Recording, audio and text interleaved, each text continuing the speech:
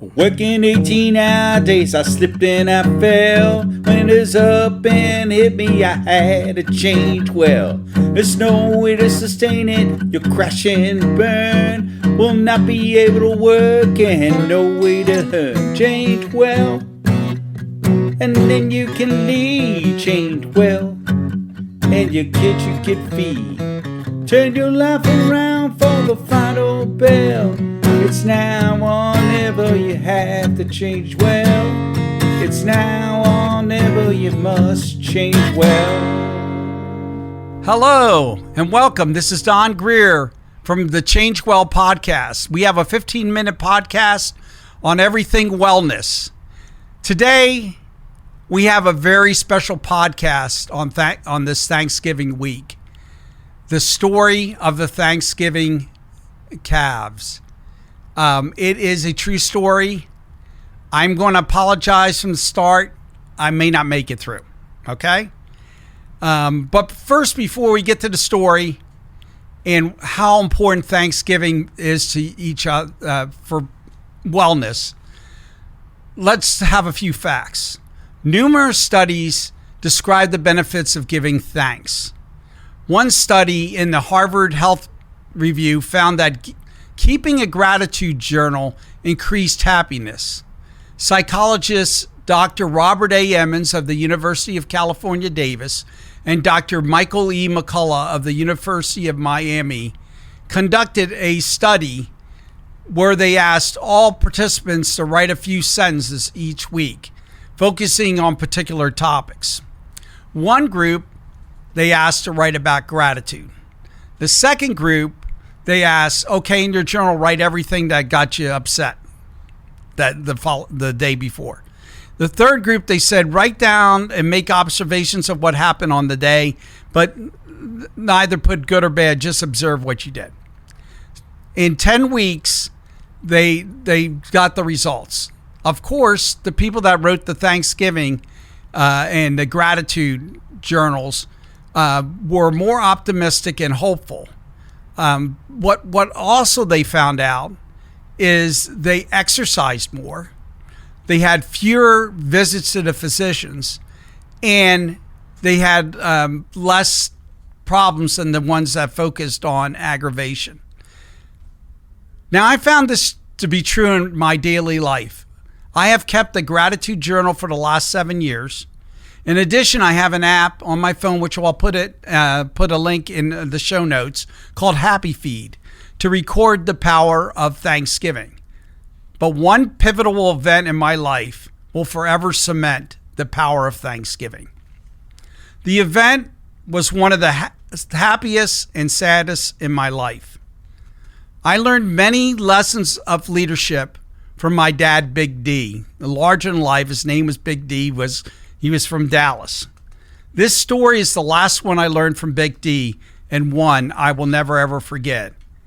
It is about the power of Thanksgiving, the ultimate game changer. So without further ado, here's the story of the Thanksgiving calves.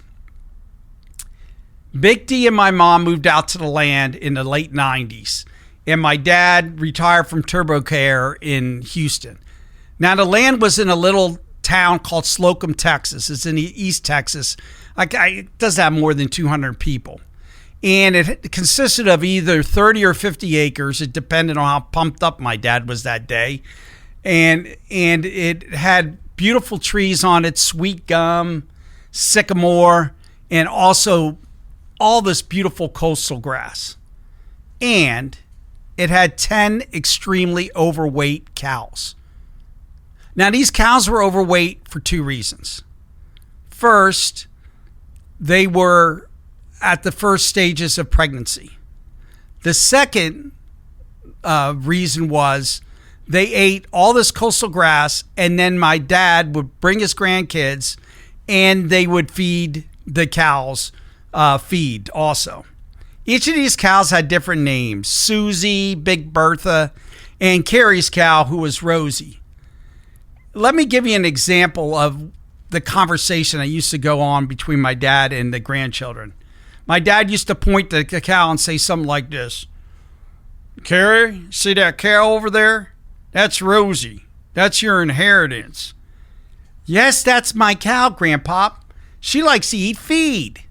And then Grandpop would go, well, Rosie will have a cow, and that cow will have a cow, and that cow will have a cow, and that will be your inheritance. And then Carrie would say something like, yeah, Grandpa, I really love cows. Now, in the summer of 2002, each of these cows was ready to make the first deposit on the grandchildren's inheritance. Each was pregnant and set to deliver sometime in November.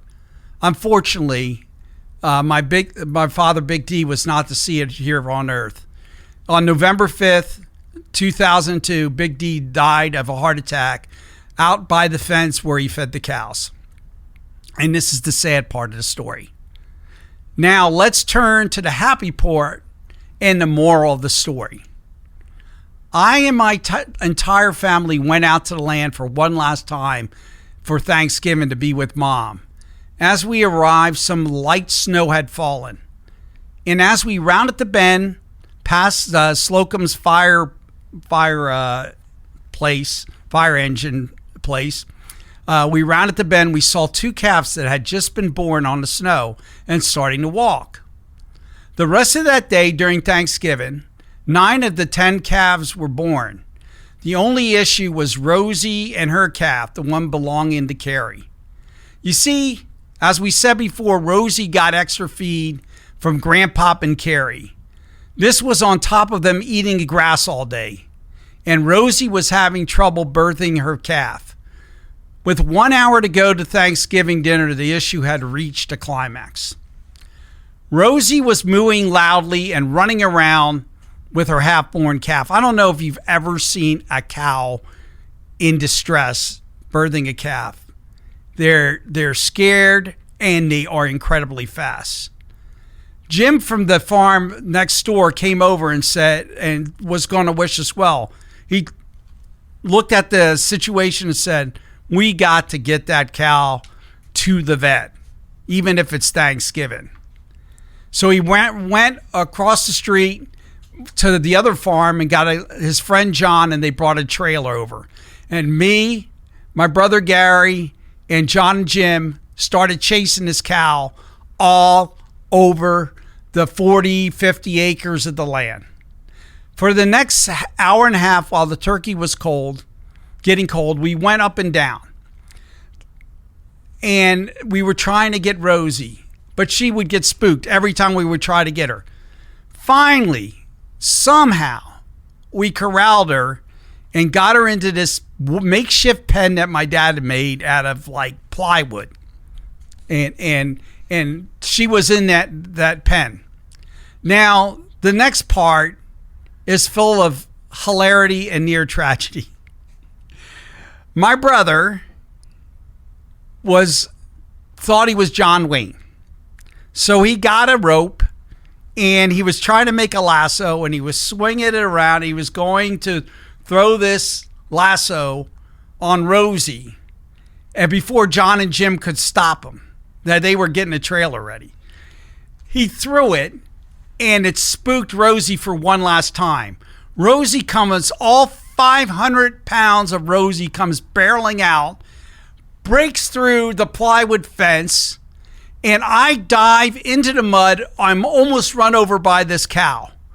Now, that was the bad news. I had mud on my face and everything else. But the good news is it finally tired out Rosie, and we got her in the trailer. So now we've got Rosie in the trailer at 7 p.m. There's no chance of Thanksgiving. John went home. Jim says, okay, we've got to get this to the vet. Unbelievably, this vet said, okay, we'll help you birth the calf. We're 30, and they were 30 miles away. The whole time I was in the car, I was just thinking in my head, please let this calf be all right. Please let the cow be all right. As we talked about stories about Big D and how he probably would have jumped on the cow and rode it in and got it in the trailer. He actually did that one time. He rode a steer in that had broken out and got it in. So we drove, and finally we got there about 7:40 p.m. at night, and the vet was there. Now, what comes next is absolutely fantastic. I have never seen a calf being born, yet a calf being born under distress.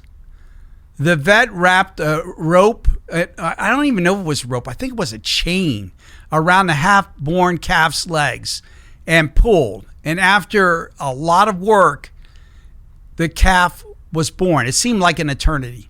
The calf was born, and after a few moments, the calf was walking. And Rosie recovered. It took her a few more days to recover. She was in rough shape, but she fully recovered. And at that very moment, despite missing Thanksgiving dinner, I was never more thankful. I was grateful for the gift of the cows from my dad. I was thankful for the timing and happiness that the birth of the calves gave to me and my family. I was grateful for Jim and John and the vet who gave up most of their Thanksgiving to help Rosie. And I was thankful for the vet for facilitating this life. Now, whenever I feel down or frustrated, I think about the Thanksgiving calves. Being thankful can change your attitude. It can lift you up out of despair or failure to the hope of tomorrow. Here are some thoughts on the power of giving thanks. Like Jim and John, who helped to catch Rosie, thank your family and friends who help you daily. No person is an island, and our loved ones help us to accomplish the mission that God has in hand for us. Second, be thankful for your vocation. Literally, your job puts that Thanksgiving dinner on your table. So be thankful for the mission that God or your job was set forth for you. And lastly, be thankful for the inheritance that was given to you for those who have led the way. Like the Thanksgiving calves that were an inheritance given to my kids from Big D, we all need to remember the people that helped us along the way. In closing, I would like to share a poem with all you for Thanksgiving. Better traits you'll never find than those of being loving and kind, showing God's smile day by day, lightening the load along the way. In this week of thanks and heart, all of us must do our part to spread good thoughts everywhere and to show each other how much we care. Happy Thanksgiving from my family to yours and from Big D and the Thanksgiving Calves.